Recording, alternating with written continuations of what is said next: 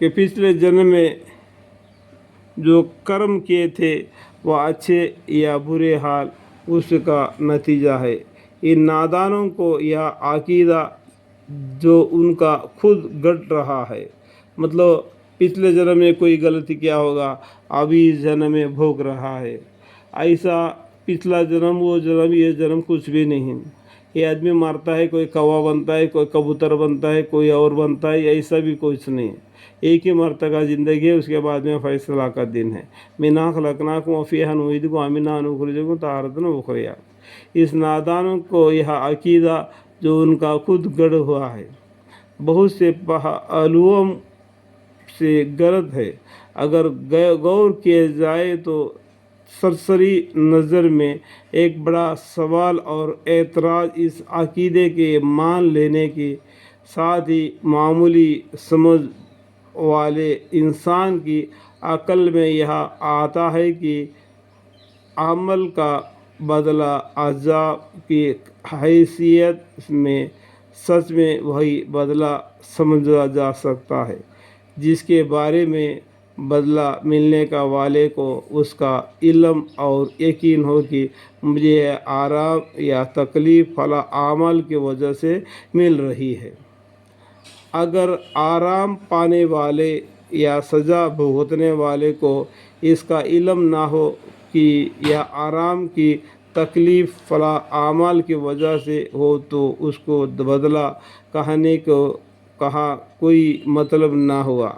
دنیا میں جو لوگ موجود ہیں جبکہ ان کو یہ معلوم نہیں کہ یہ آرام یا تکلیف فلاں جگہ کے لیے فلاں عمل کی وجہ سے ہو، تو دنیا میں آرام و راحت یا تکلیف و مصیبت کو کسی پچھلے جنم کا نتیجہ کس طرح مانا جائے؟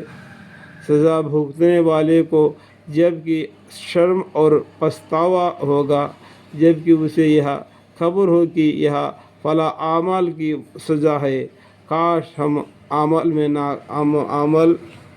نہ کرتا، ایسا گناہ میں نہیں کرتا جس کی وجہ سے مجھے ایسا تکلیف پہنچ رہا ہے۔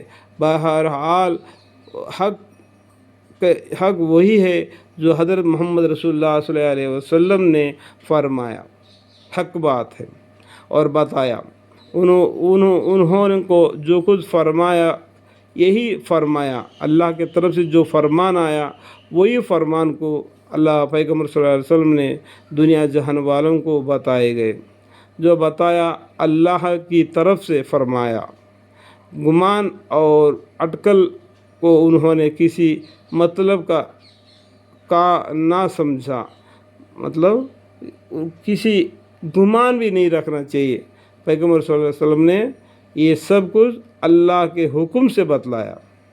یہ عقیدہ کو ہم مسلمان مانتے ہیں، ماننا بھی چاہیے، اور قرآن ہے تو ہم سب کے ہدایت کے لیے ہے، پیغمبر ہے ہم سب کے ہدایت کے لیے ہے، یہ دین ہے، یہ دنیا میں برابر اللہ کے طرف سے بنی ہوئی ہے۔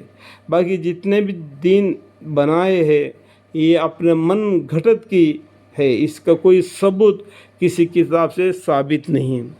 یہ اپنے من سے ایسی باتیں لگا دیتے ہیں، جیسا کہ حضور علیہ السلام کو اللہ کا بیٹا اللہ مانتے ہیں، عیسیٰ علیہ السلام کو اللہ کا بیٹا اللہ مانتے ہیں، اور بھی جو کافر لوگ ہیں اور اپنے ہاتھوں سے مٹی پتھر سے لکڑی سے یا مٹی سے جو بھی مورتیں بناتے ہیں اور ان کے سامنے کھڑے ہو کے اور دعائیں مانگتے ہیں، گائے بھینس کو بھی پوجا کرتے ہیں، کیونکہ شیطان ان کے اوپر قابو پا گیا، ان کو دین سے گمراہ کر دیا۔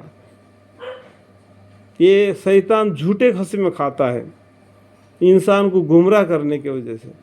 جب انسان گمراہ ہو جاتا ہے تو بولتا ہے شیطان، میرا تو سے کوئی مطلب نہیں، میں نے اللہ سے وعدہ کیا اور اللہ سے وعدہ لیا، اللہ سے حکم لے لیا کہ میں کیسا بھی جھوٹ بول کے تیرے بندے کو تیرے راستے سے گمراہ کروں گا، تو اس لیے میں وہی کوشش میں ہوں۔ اور تم قرآن کو سوچنا چاہیے، پڑھنا چاہیے تھا، تب تم الگ ہو جاتا۔ یہ بات شیطان بھی کہے گا۔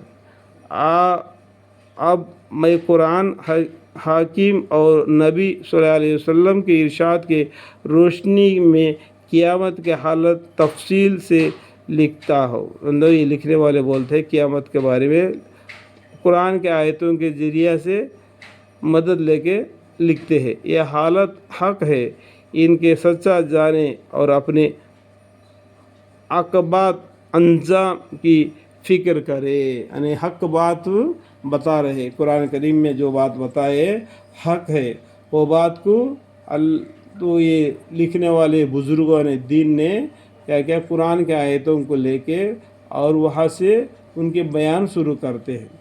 ان کے اوپر ایمان لانا ضروری ہے۔